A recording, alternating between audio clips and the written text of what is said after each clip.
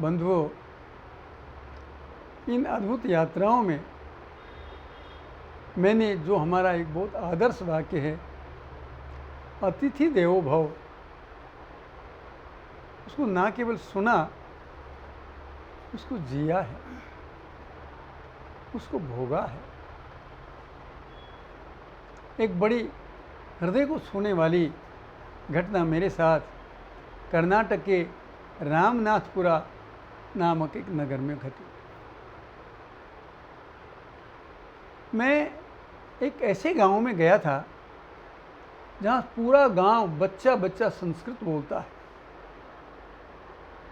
मैं बड़ा प्रभावित हुआ उनसे, और वहाँ मुझे पता चला कि भगवान राम कावेरी नदी के किनारे किनारे जब जा रहे थे तो रामनाथपुरा नामक नगर में उन्होंने भगवान शिव का पूजन किया था, और लक्ष्मण जी ने भगवान शिव का पूजन अलग से किया था। तो लक्ष्मणेश्वर और रामेश्वर 2 मंदिर वहाँ हैं। अब मुझे आश्चर्य हुआ, क्योंकि साथ साथ चल रहे हैं तो अलग अलग पूजन क्यों? बोले आप जाकर देख लीजिए। अब मेरा कोई परिचय था नहीं, और कर्नाटक जैसे प्रांत में, लगभग दक्षिण कर्नाटक में जहाँ भाषा की भी समस्या हो, वहाँ इस तरह जाना कोई बहुत उपयोगी नहीं लग रहा था।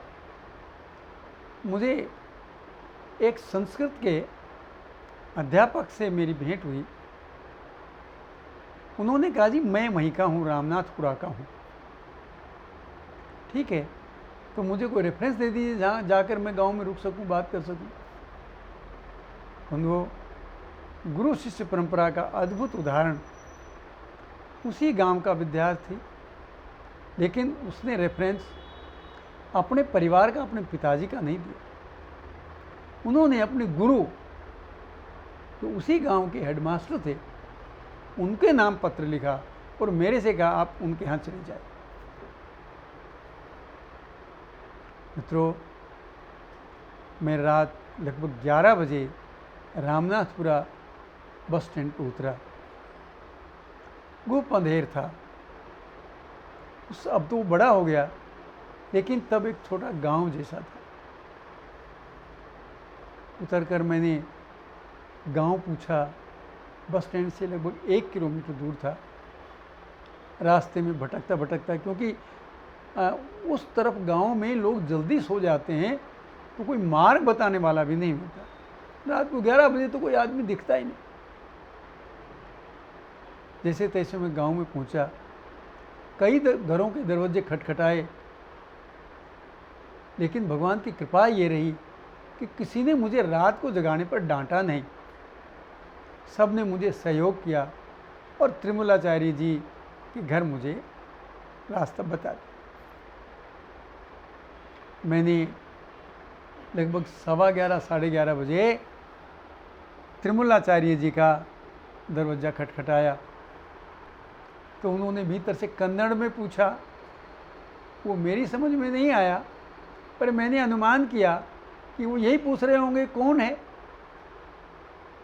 मैंने कहा अयोध्या जी से आया हूँ, तीर्थयात्री हूँ।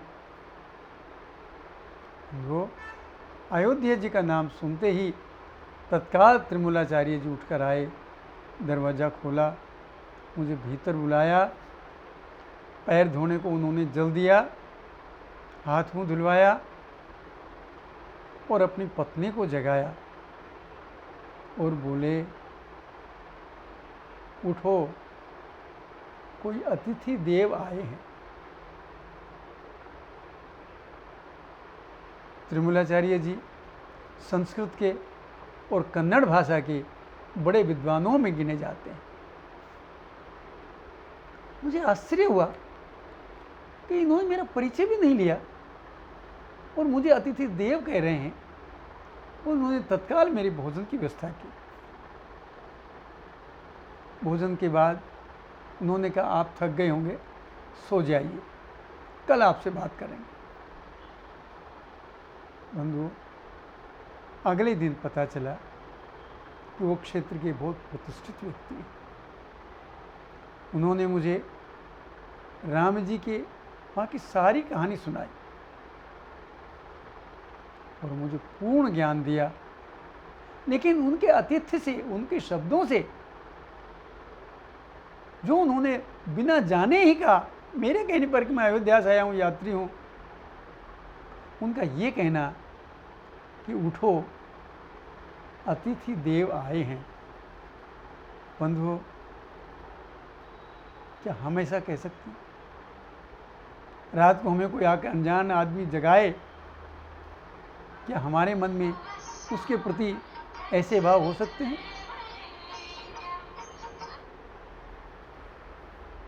दोबारा कहूँ? बस ये अंतिम पंक्ति की बात करिए। बंधुओं, क्या हम किसी के साथ ऐसा व्यवहार कर सकते हैं? रात को कोई अनजान आदमी जगाए और हम वृद्ध अवस्था में अपनी पत्नी को जगाकर कहें कि उठो कोई अतिथि देव आए हैं, जबकि पूर्ण परिचय भी नहीं है। शायद हम ऐसा नहीं कर सकते। लेकिन यह परंपरा भारत के गांवों में आज भी है। आइए संकल्प करें कि इस परंपरा का जितना निर्वहन हो सकता है हम करें। जय श्री राम।